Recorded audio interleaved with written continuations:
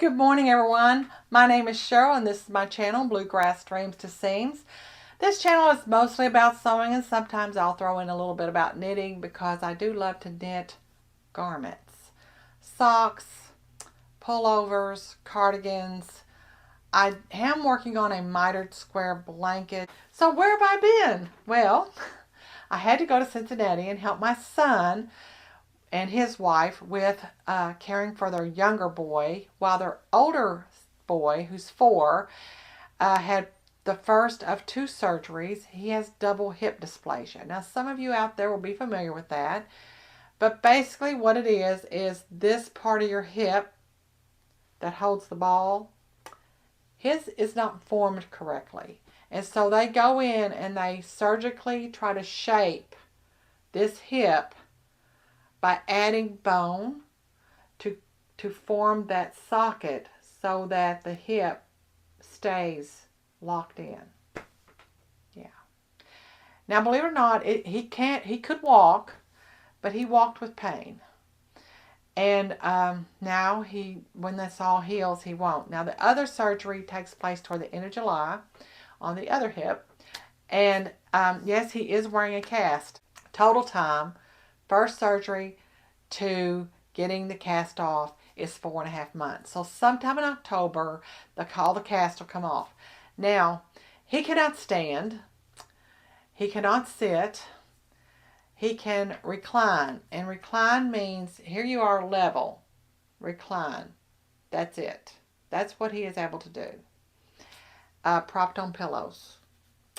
There's not a whole lot that he can do other than video games. He's got some board games he can play. He has some things that are on magnets that he's able to do. He doesn't really want to color. He's never been a big artsy sort of young man. He's got some educational channels he enjoys watching. Finding out this kid's really good at math and double digit add subtract. He's good at that. He's 4. He's been quite the strong young man, accepting that after all this, my payoff is going to be that I'll be able to run. I'll be able to go hiking without pain. I mean, he's 4 and he's looking at this. So I'm really, really proud of my grandson. So that's where I'm going to be when I take these little breaks like this. The first thing I did when I got home was I modified 4 pair of shorts for my grandson and got them back in the mail. So I'm going to insert a little video where I talk about that just before I left the house to go mail them. So the stamp tape is added with the male side on the front, back of the front piece, and the female side to the front of the back piece. And then when it's snapped shut, you've got the back lapping over the front, lapping over the back, and it just makes for a really nice finish. So as you can see, each side of the shorts needed to get a piece of this snap tape. Now the first thing that I did was I sewed that elastic down in place, and then I ended up cutting in between. So I made sure that when I went up the seam line, I was going to hit in between my 2 sewn, just keep the elastic in place. I was so afraid it would just like out. But got that done, got it in the mail. They fit, they're fine. So really happy with all that. He does want a couple of t-shirts though, and his mom requested a certain style of t-shirt, so I had to kind of trace a pattern off of one that she bought. Knitfabrics.com is in Oregon, so I ordered this race car print. I think I have it upside down. Here you go. Race car print and this fire truck print. And so I've got those to make. So I went to Silk Road Textile, and the main thing that I'm going to talk about is just the pattern. They had on a mannequin a short sleeve version of this in this Robert Kaufman print that I bought 2 years ago there. They teach beginning sewing classes. So this is a beginner's level pattern the Lark T. This is size 0 to 18. It is a B cup, so I might have to like change that just a tad, but not much. The 18 is a size 44, which is my bust size, so I'm hoping that I won't have to modify anything. They'll be fine. But what I really liked was it didn't look figure forming on that mannequin. Now, I realized they probably had a bigger size hanging on it. Or maybe they had a small mannequin. I don't know. But I'm hoping that it's not too figure forming. I'm going to make a sample first. Now, you know how that goes. It won't be the quality of fabric that I have, which will probably just hang loosey-goosey anyway. So when I go to make it out of the Robert Kaufman fabric, I'm hoping that I get at least close. At least.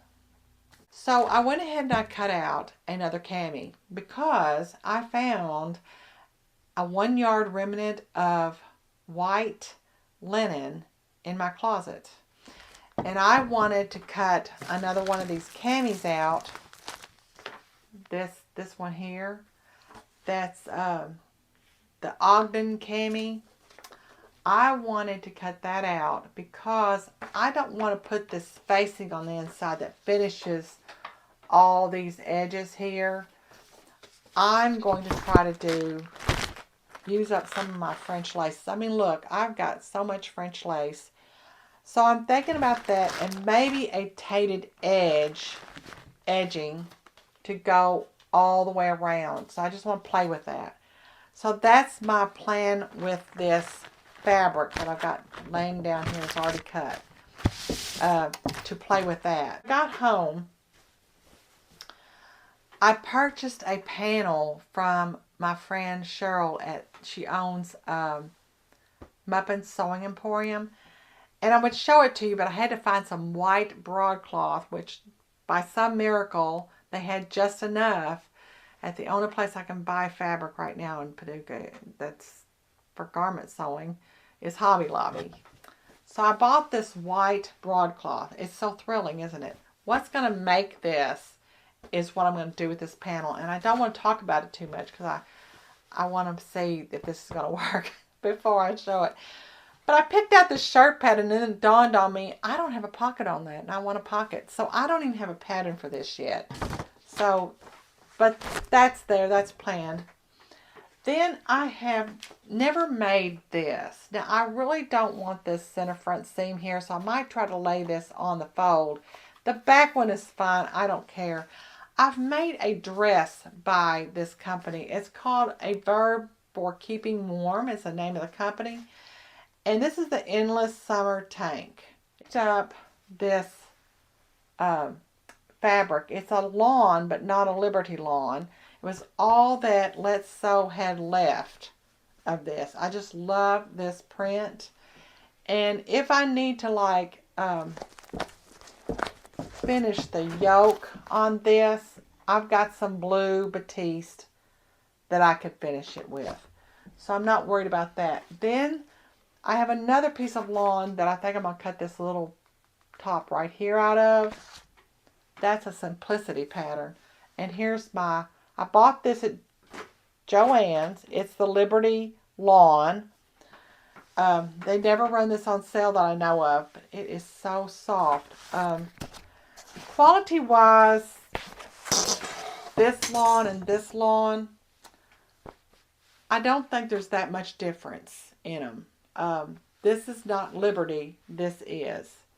The other thing is I want to cut out another one of those dresses that I just love. It's A Verb for Keeping Warm, but it's their not tunic. It's their dress version. I have that modified where, I just use it. I could cut out, come to think of it, I do have enough to do this. I could cut this one out as shown, but have to shorten it. So that's a possibility. I might do that because I did say I would try to make this.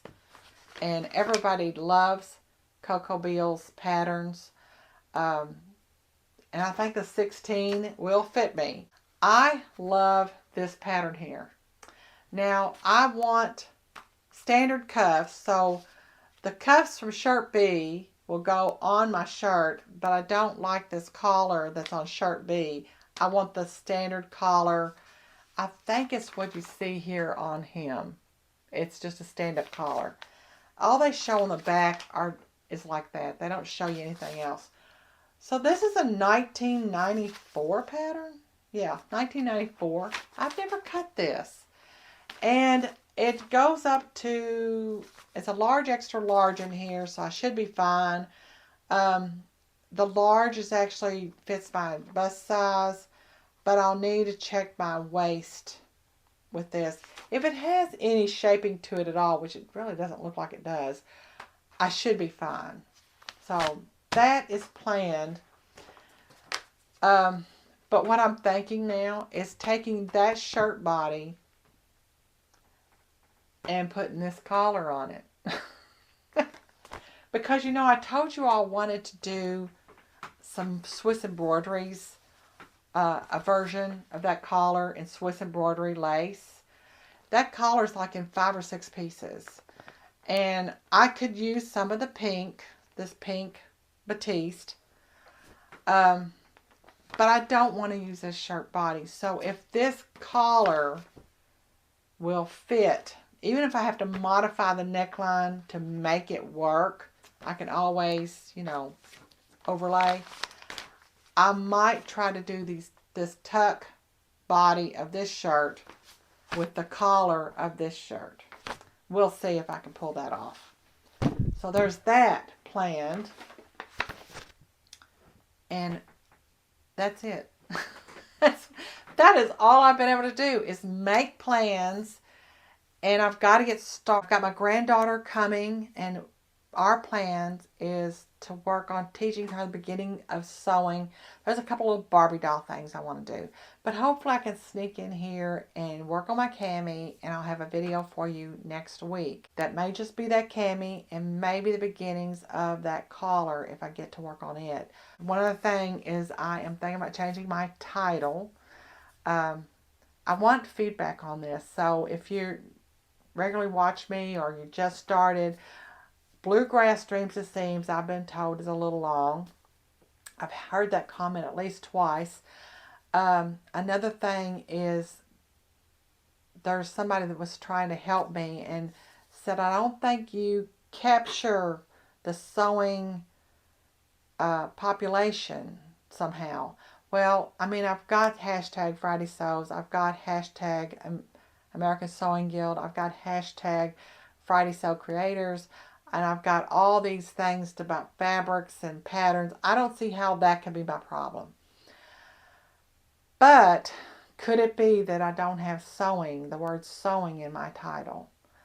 Or something, sew, the word sew. I have Bluegrass Dreams to Seams, S-E-A-M-S, which I love that title, but it is lengthy. Should I change my title to Sewing in the Bluegrass? Let me know what you think, because it would be shorter. And the word sewing would be right there in front. So let me know what you think, especially those of you who have been doing videos for a while. What do you think? Because you're more seasoned and familiar with how these things work. Just give me some feedback on that. I really appreciate it. And again, this is Cheryl with Bluegrass Dreams to Seams. Have yourself a great week, and I hope to see you next week.